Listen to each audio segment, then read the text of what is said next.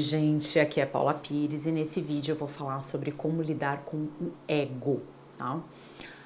Primeira coisa, gente, ego não é algo ruim, tá? Muitas vezes fala, ai, porque eu quero... Muitas vezes as pessoas, quando eu pergunto, né, que a minha consulta é bem objetiva, eu falo, o que você quer trabalhar? O que você quer mudar interiormente? A pessoa, eu quero trabalhar com o ego, eu não quero ter ego. Não existe, gente, não ter ego, tá? O ego em si, ele não é algo negativo, tá? O ego, ele é necessário, né? É aquilo que se sente uma personalidade. Então, o ego é o que une, né? Que traz uma coesão entre espírito, emocional, mental e que pode, inclusive, conduzir a consciência que a tudo assiste, tudo vê, com neutralidade para o bem.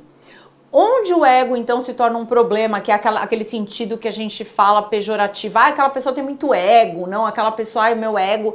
O ego, ele fica demais quando a pessoa fica muito egoísta, né? Ou seja, a pessoa só pensa nela, no ego dela, na personalidade dela, tudo é pra ela não consegue enxergar o lado do outro, ela não consegue ser flexível com o outro, ela tá sempre julgando o outro, ela tá sempre querendo alguma coisa do outro sem doar, né? Ou seja, sempre muito no ego dela.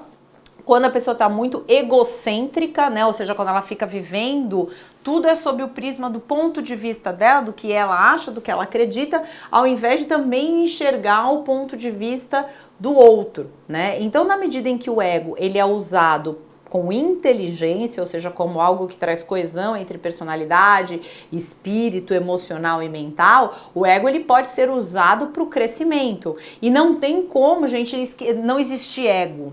Né? Então assim, ai não, vou matar o ego. Não, o ego vai até o final. Por mais que nós sejamos espíritos encarnados, né, almas vivendo, né, que tenhamos um corpo astral, emocional e mental, o ego ele vai até o fim. E ele pode ser algo negativo se você deixar ele se tornar algo negativo. Ou seja, ego é algo neutro.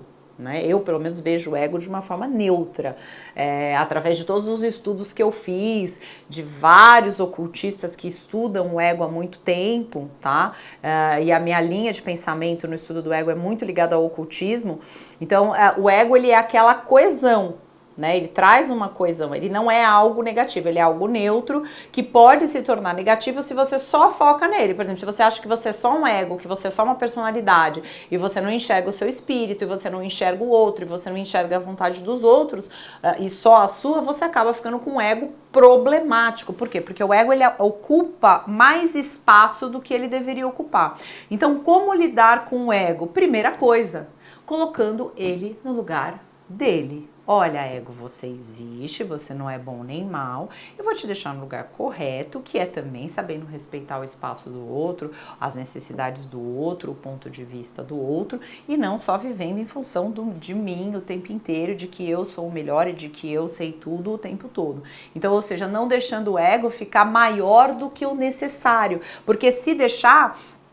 Qual é o problema? Qual é a questão das pessoas que têm muito ego? São aquelas pessoas que é só elas, que só vivem em função do ego, então elas não pensam na espiritualidade delas, elas não pensam que as coisas voltam, então elas vão saindo por aí fazendo maldades, fazendo coisas que voltam para elas, falando mal dos outros, roubando, né, deturpando coisas, difamando os outros, traindo, enfim, né, agredindo, fazendo um monte de coisa que na verdade vai voltar tudo para elas. Só que como essas pessoas não têm espiritualidade, elas não entendem que tudo volta, elas saem por aí fazendo, elas agem com base no ego delas, inclusive achando que estão certas, né?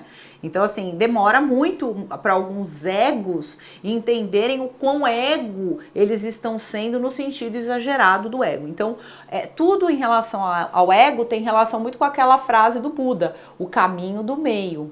Né? Então você não vai, tipo, anular totalmente o ego, ele faz parte, ele é um componente aqui na nossa missão, no nosso caminho de vida, por isso ele existe, mas também ele não pode ficar exagerado, porque senão ele ocupa um tamanho que vai dificultar a sua relação com as pessoas e vai provavelmente te trazer karma, porque você vai estar focado só em você e não no outro, e isso acaba gerando karma, porque você vai acabar agindo com o outro de uma forma egóica, né? Excessivamente egóica ou egocêntrica.